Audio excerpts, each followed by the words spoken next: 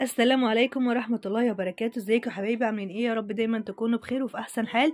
رجعت لكم تاني في فيديو جديد، يا رب يعجبكم. متنسوش بقى تشتركوا في القناة وتفعلوا زر الجرس عشان يوصلكم مني كل فيديو جديد انزله. اول حاجة كده، اللهم صل وسلم وبارك على سيدنا محمد وعلى اله وصحبه اجمعين. تعالوا نبدأ الفيديو بتاعنا كده ونقول بسم الله. زي ما انتم شايفين كده، انا دلوقتي شلت الدفايه اللي كانت موجوده هنا على السرير عشان هغسلها. انا اصلا بغسل، بس عايزه اقول لكم ان انا كنت غاسله من بالليل هدوم جوري وكده. فصحيت الصبح لميتها لان الجو بره الدنيا بتمطر كده، شويه الشمس تطلع وشويه الجو بيقلب. فاصلا انا كنت غاسله بقى من امبارح بالليل، فسبت الغسيل بس حطيت عليه زي مشمع كده او حاجه علشان الشتا. ودلوقتي بقى بكمل باقي الغسيل. طبعا نزلت الحاجات كده في الارض زي ما انتم شايفين، البطانيه والحاجات. دلوقتي الطقم ده نضيف، انا مش هشيله لان كده كده انا كنت حاطه عليه الدفايه. فدلوقتي هفرش بقى دفايه تانية جديده على اعذروني عشان انا لسه زوري يعني تعبني شويه. طبعا الصوت اللي في الخلفيه ده جوري، فعادي هعمل لكم موسيقى كده ورايا. بس فهنا دلوقتي بقى هفرش دفايه على السرير وهظبطه وانضف بس السرير كده. هنضف يعني الطقم ده عشان هو اساسا نضيف، يعني كان كده كده الدفايه محطوط عليه فهو نضيف خالص، ما توسخش ولا اي حاجه. فانا دلوقتي هفرش بقى الدفايه وهظبط السرير كده. انا كنت حاطه الحاجات في الارض عشان كنت بشيل وكده، ونطلع نكمل غسيل واوريكم بقى باقي اليوم كده هنعمل ايه، عشان عندنا حاجات كتيره النهارده ان شاء الله. بس اهم حاجه حطوا لايك كده واشتركوا في القناه وفعلوا زر الجرس. وتعالوا يلا نبدا كده ونقول بسم الله، نتوكل على الله ونبدا يومنا ان شاء الله. هنا طبعا كنت فرشت بقى الدفايه زي ما قلت لكم. انا عندي الدفايه دي كده بيبقى معاها مخده، فطبعا الجو ساقع اليومين دول فقلت بقى افرشها كده وافرش معاها المخده. ظبطت كده السرير زي ما انتم شايفين وحطيت المخدتين الخدتين. تعالوا بقى هفرش اللحاف كمان لان انا شلت البطانيه عشان البطانيه يعني خفيفه مش بتدفينا وكده. فدلوقتي بقى انا فرشت اللحاف ده، هو تقيل طبعا من تحت، هو قطيفه فبيدفي يعني وحلو. فانا كده خلصت الاوضه وفرشتها اهو زي ما انتم شايفين.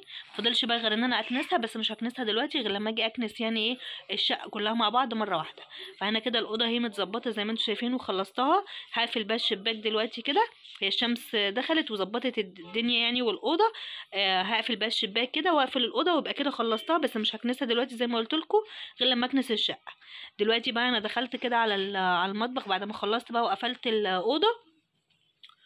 وهبدا بقى ان انا اغسل كده شويه الغسيل اللي كانوا عندي زي ما قلت لكم. هبدا كده بقى ان انا احط الهدوم في الغساله. انا عندي الغساله بشغلها يعني ممكن 3 مرات ولا حاجه، يعني مثلا 3 دورات. واوقات لما بيكون غسيل مش نضيف شويه بتاع جوري او حاجه ما بخليهاش تعمل لفه واحده، بخليها على الغسيل بس وبرجع اشغلها تاني. فانا دلوقتي بقى هشغلها كده زي ما انتم شايفين، حطيت فيها الهدوم اهي. وهبدا بقى ان انا احط كده كميه الربس بتاعتي. انا بستخدم اوكسي. حطيت كده الكميه بقى بتاعتي وهشغلها واسيبها بقى تشتغل مع نفسها. هي كده كده الغساله يعني بتاخد وقت شويه. على ما الغساله تخلص بقى نخش احنا على حاجه تانية ونعملها. طبعا دي جوري بتعيط فعادي يعني في كل حاجه بتعيط. تعالوا بقى هنا نعمل اوضه الركنه. زي ما انتم شايفين الركنه اهي. هبدا بقى كده ان انا اظبطها. عايزه اقول لكم يعني ان هي ايه نضيفه، بس بصوا بقى مكان الحاجات وكده مش عايزه تتمسح. وهنا طبعا مكان جوري. طبعا كالعاده يعني لازم اقعد امسح كل الحاجات دي مكانها كده. هجيب بقى حته قماشه او فوطه واقعد امسح الركنه كده واظبطها. وهنا هي يعني الاوضه يعني ايه مش متكركبه قوي، يعني هي عادي. بس السجاده بس هي اللي عايزه تتكنس، وهنا لعابها كلها موجوده في الكرتونه هي الحمد لله مش مبوظاها. فهخلص كده برضو هنا الاوضه واظبطها واكنس كده السجاده بسرعه. هي طبعا جوري نايمه دلوقتي، فايه انا هشغل المكنسه الكهرباء بس هقفل الاوضه عليها هناك عشان هي نايمه، عشان ما تسمعش الصوت لان هي بتخاف من المكنسه الكهرباء خالص. فظيعه، اول ما بشغلها بتخاف خالص وبتقعد تعيط. فانا دلوقتي بقى هقفل الباب هناك واقفل الباب كمان بتاع الاوضه دي، واكنس كده السجاده من هنا واظبط كده الركنه وانضفها وامسحها. وعندي هنا كمان الصاله نضيفه ما فيهاش حاجه.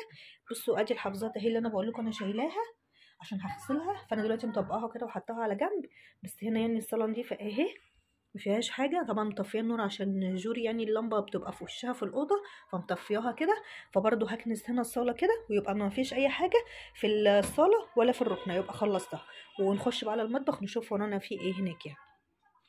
هنا طبعا قبل بقى ما ادخل على المطبخ وكده كان شويه غسيل بقى طلعوا من اللي انا كنت حطاهم، بس قبل ما انشر الغسيل وكده سقيت البلكونه علشان كان فيها تراب وكده، وكمان مسحت السور بميه وحته فوطه بحته قماشه يعني او فوطه كانت عندي بستخدمها انا يعني ايه بمسح بيها الحبال والسور وكده. فانا مسحت دلوقتي الحبال عشان قبل ما انشر لازم امسحهم، وظبطت الدنيا. هنشر بقى الغسيل كده واكمل باقي جوه. دخلت بقى على المطبخ بعد ما خلصت ونشرت الغسيل بره زي ما قلت لكم. هبدا كده بقى ان انا اظبط المطبخ بتاعي. انا عندي كده شويه حاجات كده بس بساط كده في الحوض هغسلهم وهظبط الدنيا علشان اعمل الاكل.